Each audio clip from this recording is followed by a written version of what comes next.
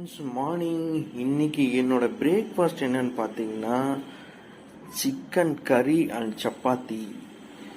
சுட சுட சிக்கன் கறி சப்பாத்தி சாப்பிடலாம் வாங்க. செம்ம டேஸ்ட்டாக பண்ணியிருந்தாங்கப்பா, சூப்பர் டேஸ்ட்டு. ரெஸ்டாரண்ட் ஸ்டைலில் பீஸ் பாருங்கள், சிக்கன் பீஸ்லாம் செம்மையாக இருந்துச்சு, நல்லா வெந்திருக்கு, செம்ம டேஸ்ட்டாக வந்திருக்கு. வாங்க ட்ரை பண்ணுவோம்.